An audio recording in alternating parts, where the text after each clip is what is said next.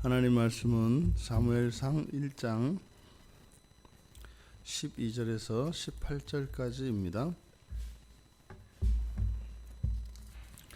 우리 같이 한 목소리로 함께 읽겠습니다. 그가 여호와 앞에 오래 기도하는 동안에 엘리가 그의 입을 주목한즉 한나가 속으로 말하매 입술만 움직이고 음성은 들리지 아니하므로 엘리는 그가 취한 줄로 생각한지라. 엘리가 그에게 이르되 네가 언제까지 취하여 있겠느냐 포도주를 끊으라 하니 한나가 대답하여 이르되 내 주여 그렇지 아니하나이다. 나는 마음이 슬픈 여자라 포도주나 독주를 마신 것이 아니요 여호와 앞에 내 심정을 통한 것뿐이오니 당신의 여종을 악한 여자로 여기지 마옵소서. 내가 지금까지 말한 것은 나의 원통함과 격분됨이 많기 때문이니이다 하는지라. 엘리가 대답하여 이르되 평안히 가라. 이스라엘의 하나님이 내가 기도하여 구한 것을 허락하시기를 원하노라 하니 이르되 당신의 여종이 당신께 은혜 입기를 원하나이다 하고 가서 먹고 얼굴에 다시는 근심빛이 없더라. 아멘. 한나가 화목제물을 가족들이 함께 먹고 마실 때에 그것에서 마음의 평안을 오히려 찾았던 것이 아니라 오히려 더 근심과 걱정이 떠나지 않았고 그것을 들고 여호와께 나와 기도하러 왔습니다. 그런데 엘리 제사장은 문설주 곁에 앉아 있으므로 이렇게 방관자인 듯한 그런 모습을 비춰주고 있었습니다. 그런데 여기서 엘리 제사장이 한나에게 주목을 하게 됩니다. 그래서 한나를 이렇게 보게 된 그 까닭은 한나가 오래 기도했기 때문이라고 이야기를 합니다. 그러니까 정황을 보니까 한나가 찾아왔었고 엘리 제사장은 한나가 온 것을 알았고 들어가 기도하는데 아주 오랫동안 기도했던 것이죠. 그래서 엘리가 한나를 보게 됩니다. 그런데 이렇게 이런 기도 생활에서 오랜 기도, 이거는 훈련이 필요하고 또 시간도 사실 많이 걸리죠. 그래서 기도라고 하는 게 다른 일 하는 것 같지 않아서 그렇게 하고자 한다 그래서 할 수 있고 그럴 수 있는 게 아니죠. 그러니까 한나의 이 오랜 기도를 통해서 그의 어떤 경건의 훈련과 그의 신앙의 수준이 어떠한가 알 수는 있습니다만 지금 본문에 나오는 이 한나의 기도의 원인은 분인나가 격동을 시킴으로 인해서 겪는 그 마음의 고통이었습니다. 그러니까 이 오랜 기도라고 하는 것은 경건의 측면에서는 그의 신앙이 아주 뿌리 깊은 그런 수준의 높은 수준의 신앙 생활인 것을 기도 생활을 하고 있는 것을 알 수 있는데 그러한 오랜 기도 생활이라고 하는 것은 한나가 지내면서 인생에서 겪었던 그 아픔, 그 고통이 매우 컸던 것을 암시를 합니다.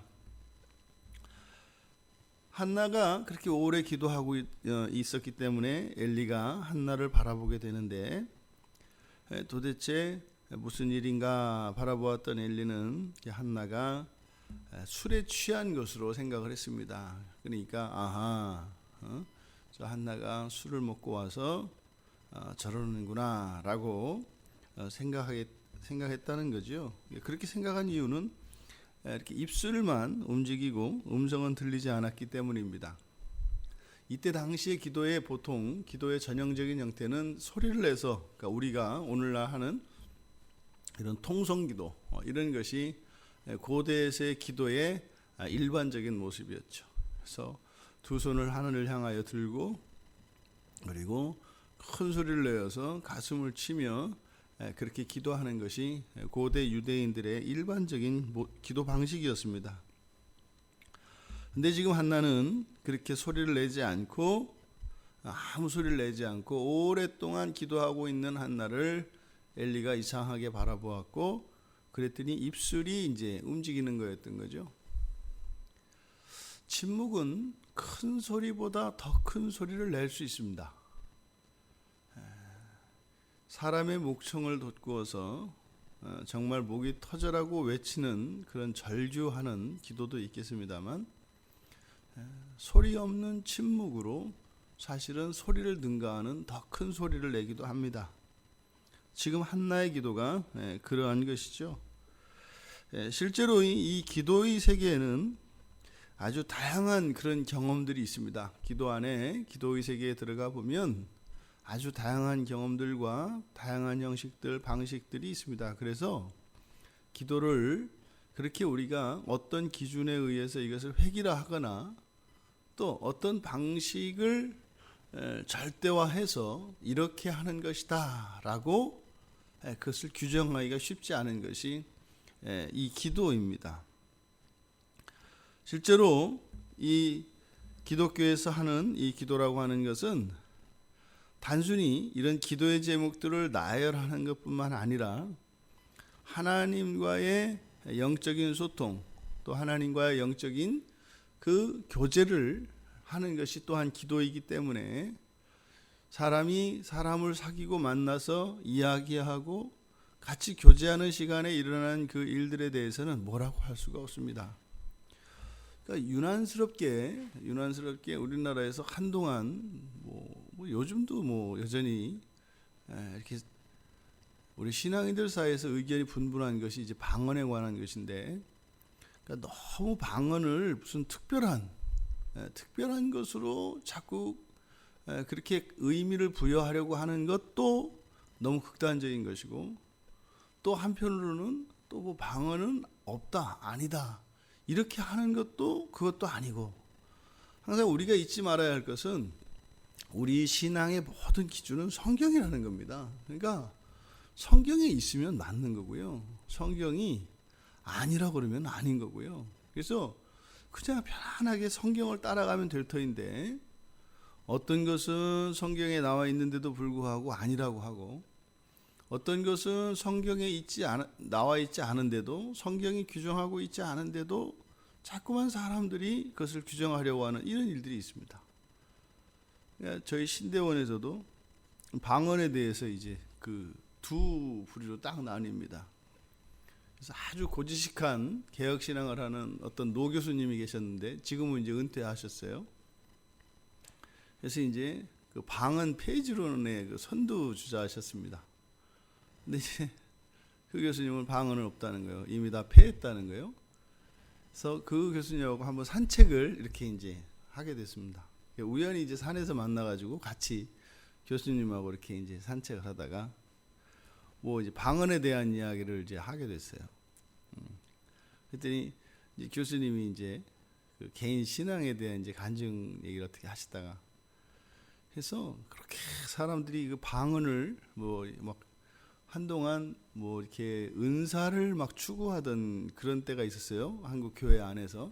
그래서 이런 은사를 사모하고 은사를 사모하라 그래가지고 이제 기본적인 게 이제 방언 이런 거 있지 않습니까? 그래가지고 그 교수님도 그 방언을 하고 싶으셔가지고 방언 은사를 그렇게 구했답니다. 아무리 해도 안 되라는 거예요. 그래서 금식하고 철야하고 막 하셨는데 안 되더래요. 그래서 결론은 방언은 없다 이렇게 결론을 내리셨다는 거예요. 왜냐하면 교수님이 아주 진짜 담백한 분이시고 아주 정직하고 이런 분이신데 해볼 거 다 해봤는데 아니더라는 거예요. 그래서 이제 그분은 이제 은사 중지론적 입장에서 이제 방언은 아니다 이렇게 하면서 그런 분들이 이제 하는 얘기가 무당도 다른 이교에도 방언이 있다. 그래서 오히려 방언은 위험한 거다. 그리고 그런 얘기들 하시는 분들이 있어요. 또 이제 어떤 분들은 심하면은 방언하지 않으면 구원받지 않은 걸로 이야기하는 이제 그런 교단도 있고. 그런데 이 기도 생활이라는 게요, 아주 이 기도는 신비로운 것입니다. 그래서 그냥 눈을 감고 어떤 간절한 필요들과 고통을 호소하고 그런 필요의 제목들을 나열하는 그것도 기도이고, 그런데 기독교에서 하는 기도는 그것보다 더 근본적인 것은 무엇이에요? 하나님과의 인격적인 교제입니다. 우리도 사람 사이에 어떤 사람은 만나서 둘이 연애할 때 뭐 영화를 보러 가는 사람이 있는가 하면 어떤 사람들은 그냥 도서관에 가서 하루 종일 둘이 책 보고 이야기하고 차 마시고 또 뭐 이런 사람이 있는가 하면 어떤 사람들은 뭐 만나면 산으로 가고 들러 가고 어떤 사람들은 뭐 자전거 타고 하이킹을 가고 뭐 이러는 거죠. 그러니까 이 기도의 세계라고 하는 것은 무엇에 의해서 형식화되어지거나 구속받지 않습니다. 자유롭습니다. 그런데 거기에는 분명히 하나님과의 인격적인 교제가 나타난다. 그래서 하나님이 아무거나 다 하지는 않으시죠. 그래서 이 기도회는 자유롭게 열어놓아야 합니다. 그러함에도 불구하고 분명히 거기에는 하나님의 그 속성이, 하나님의 성품이 그 기도에는 나타나게 되어 있죠. 지금 엘리 제사장은 이 한나가 하는 이렇게 소리내지 않고 입술만 움직이는 이 기도에 대해서 이해할 수 없었던 겁니다. 자신이 경험하지 못한 그런 세계를 한나가 지금 경험하고 있는 거죠. 이 기도에 대한 이러한 것은 자신의 경험에 대해서 예면 예, 아니면 아니요 라고 이야기할 뿐입니다. 자신의 경험을 가지고 그것을 절대화하려고 하는 그런 생각은 어리석습니다.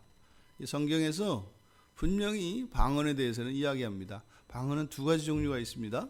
그래서 정말로 외국어를 하게 되는 방언, 오늘날로 말하면 외국어를 그냥 떼는 거죠.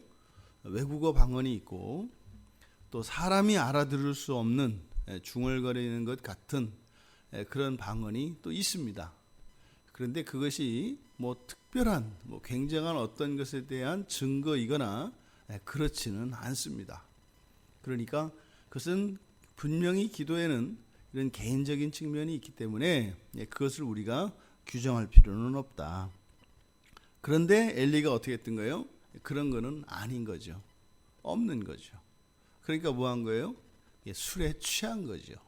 엘리 제사장이 취하고 있는 이런 태도, 이런 태도가 오늘날 우리들도 이 기도에 대한 그런 편견을 나타내는 그것이 다르지 않습니다.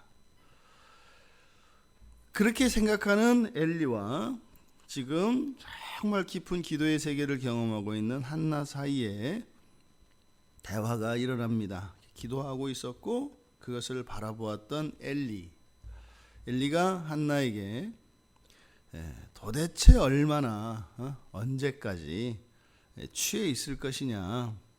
그래서 언제까지라고 한 것은 얼마나 이런 뜻입니다. 네가 얼마나 도대체 포도주를 마셨냐. 술을 끊어라.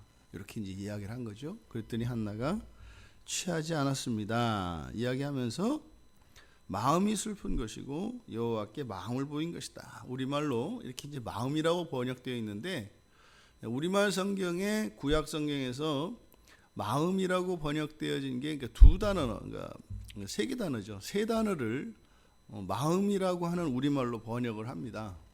근데 원래적인 히브리어에서의 마음을 나타내는 단어가 아니라 여기에 사용된 대화지는 영혼입니다. 영혼. 그래서 제 영혼이 슬픕니다. 그래서 제 영혼의 상태, 제 영혼을 여호와께 보인 것입니다. 이렇게 이야기를 한 것입니다. 그리고 여종을 악한 여자로 여기지 마십시오. 나의 원통함과 격분됨이 많기 때문입니다. 여기서 악한 여자라고 하는 것은 그렇게 못된 여자 이런 뜻입니다. 그리고 가치 없는 여자, 이게 뭐예요? 알코올 중독자, 술이나 포함하시는 그런 여자, 이렇게 싸구려로 나를 취급하지 마십시오라고 이야기를 한 것입니다. 나의 원통함과 격분됨이 이렇게 일상적인 그런 기도의 형식이 아니라 이 엘리 제사장조차 경험하지 못하였던 방식으로 하나님께 기도하게 되었다라는 거죠. 그러니까요, 한나가 겪었던 이 원통함과 격분됨은 매우 이례적인 특별한 것이었다. 매우 큰 것이었다.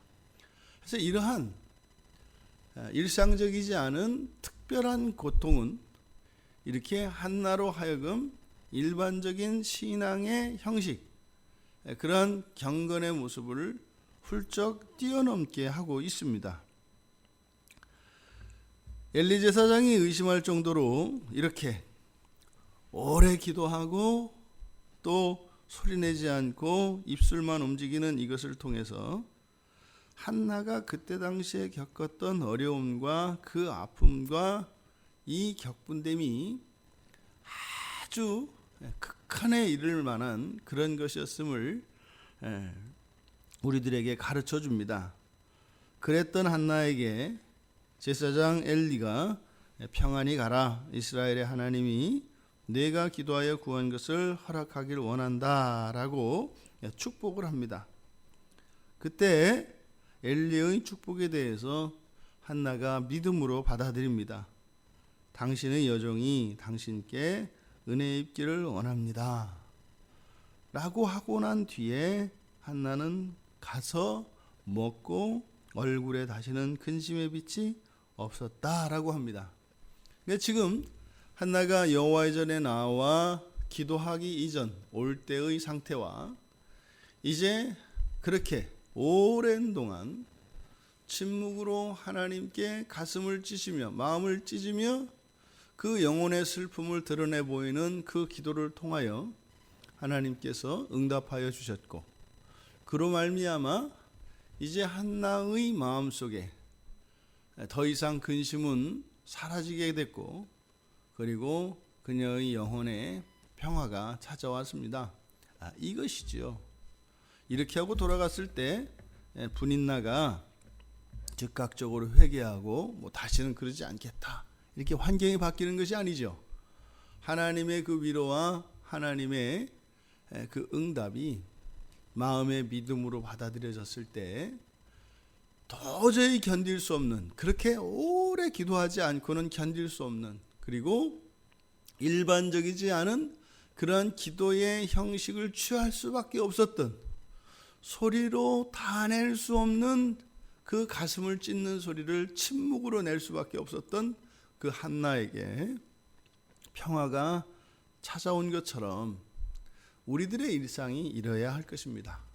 우리의 삶 속에 우리가 겪는 아픔과 슬픔, 이러한 고통이 한나에게는 기도로 승화되어져서 그것으로 다른 사람들은 다다를 수 없는 그런 깊은 수준에 이르는 기도를 경험할 수 있었고, 그렇게 보통의 경우라면 견딜 수 없었던 그 상황 속에서도 그 기도를 통하여 위로를 받고 언제나 그 마음에 평화를 유지할 수 있었다는 것입니다. 그래서 우리는 예수 그리스도를 믿고 살아가는 그리스도인들의 삶의 특성 가운데 하나가 기도가 되는 것입니다. 남편의 위로로 또 그 어떤 것에 위로받을 수 없는 부분이 있습니다. 하나님으로부터만 위로받을 수 있는 그것이 있습니다.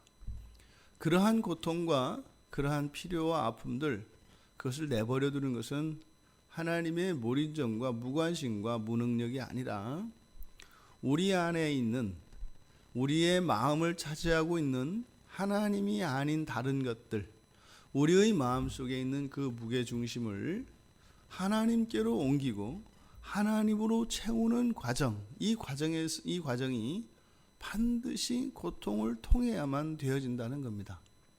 이게 죄 가운데 살아가는 우리들의 실존이고 하나님의 딜레마입니다. 삶 속에 이러한 내 뜻대로 되지 않고 내가 전혀 예상하지 못했고 또 나와 상관이 없는 것 같은 억울한 그러한 고통과 아픔, 답답함이 그 자체로는 우리에게 불행한 것이지만 오히려 그것을 전화위복의 기회로 삼아 기도를 통하여 하나님께 나아갈 수 있다면 오히려 그것이 우리들에게는 더 큰 은혜의 시간, 은혜의 사건들이 될 수 있다는 것입니다. 그러니까요, 기쁘고 잘 되면 잘 돼서 좋고 기뻐서 좋고, 아프고 힘들면 그것 때문에 우리의 마음이 더 경건해지고 하나님으로 채워지고 하나님 앞에 더 가까이 갈 수 있으니 그것으로 좋고. 그래서 그리스도인의 정체성은 뭐예요? 이래도 좋고 저래도 좋은 것. 그런데 이것이 반드시 이 기도 생활을 통하여 나의 이러한 현재적인 어려움을 능가할 수 있는 이런 경건이 훈련되어 있어야 합니다. 그것이 있지 않고서는 세상적인 방식으로 그것에 대처하려 할 것이고, 그것은 더 깊은 미궁 속으로 우리를 데리고 들어갈 것이기 때문입니다. 부디 이러한 우리의 내면에 우리의 삶의 무게를 감당할 수 있는 그런 기도의 세계가 우리 모두에게 허락되기를 바랍니다. 그래서 어떤 경우에도 우리의 현재의 삶 속에서 또 미래의 삶 속에서 일어날 모든 것들에 대하여 준비되어진 우리들이 될 수 있기를 주님의 이름으로 축원합니다.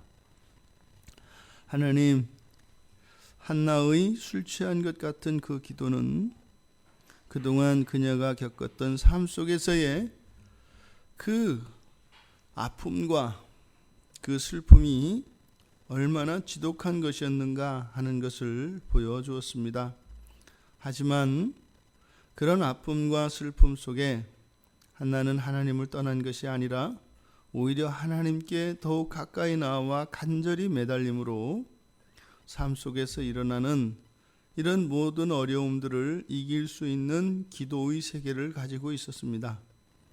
저희들 또한 하나님으로부터 위로를 받으며 하나님으로부터 기도의 응답을 받고 우리의 삶의 환경을 이길 수 있는 그런 기도의 세계가 열리기를 원합니다. 하나님과 함께 교제하는 이런 영적인 기도를 통하여 믿음의 확신 안에 거하게 하여 주시고, 또한 기도를 통하여 주시는 그 하나님의 신령한 은혜로 이 세상을 살아갈 수 있도록 은혜를 더하여 주시옵소서. 감사하며 예수님의 이름으로 기도드리옵나이다. 아멘.